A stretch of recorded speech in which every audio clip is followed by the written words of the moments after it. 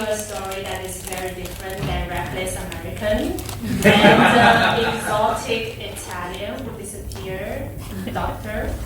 I actually was raised in an environment to believe that risk should be followed.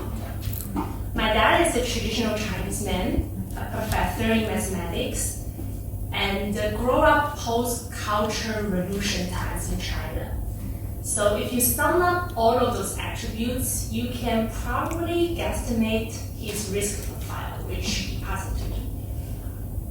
As far as I can remember, I always see my dad as my role model. So he seems to have the answer to all of my questions, and I always rely on him to make a decision for my life, big or small. From age 6 to age 16, my dad drove me to the school.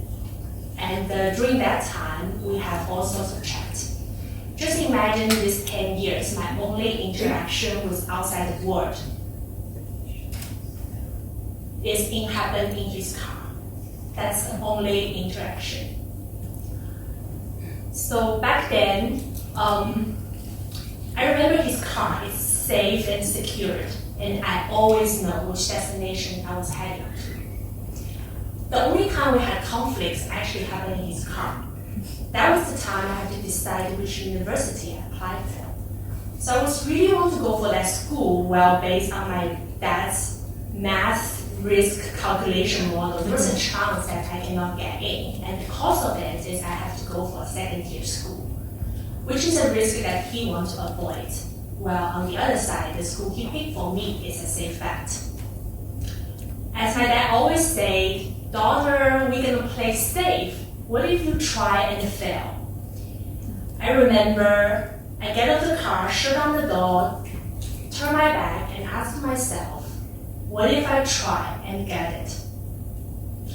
But I was so coward, so I swallowed that thought and a bit regrets and sorrows, and eventually go for the school that my dad chose for me.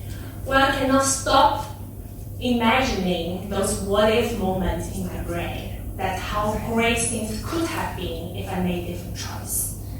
So I remember every weekend I would take a 2 hours bus to go to my dream school, just for the sake of wandering around the campus and feeling the energies, and even just to smell the flowers and the trees made me happy, just imagine. And now I know it's, you call those kind of person like a stalker, right? One day, actually, I saw a poster about the first Miss Shanghai Oktoberfest competition. Back then, I don't even know what October means, so I just decide over a hunch that I'm gonna give it a shot. Maybe just want to prove a point that I can make a decision on my own will. So I signed up for the competition, and that was the most hilarious 3 months in my life. So I was doing a lot of things that I never imagined I was capable of doing, such as featuring the talent show, and of course, drink beer, a lot of them. And also like holding like 6 jars of beer and walk and around, not just for weightlifting, but smile and in Durden, what they call in Germany, which is a traditional dress.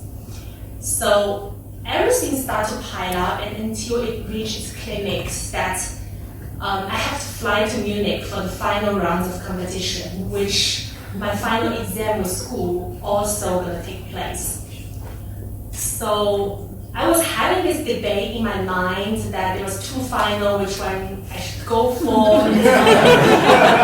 It may seem obvious to you, but back then I'm kind of a nerd, and I think that skipping the final exams and or even failing the exam was such a big deal for me. And on the other side, I was chugging the beer for 3 months. So I remember sitting there and started to run this stimulation model, pros and cons. And then, hey, I was just acting like my dad, and I should stop calculating my way, just like running a probability model. Life doesn't work in this way. I cannot just always logic in or outside of it. I have to live it and believe that the model will run by itself. So on the way to Munich, that was the first time in my life I actually feel the fear of not knowing what is waiting for me on the other side of the destination, but also mixed with joy of freedom, and also have full control of my life. You know this kind of like quotes, you should write your own story and don't let anyone else to dictate what you want to do. But actually it took me a good 20 years to figure this out. So the end of the story, I actually won and become the first Miss Shanghai Oktoberfest.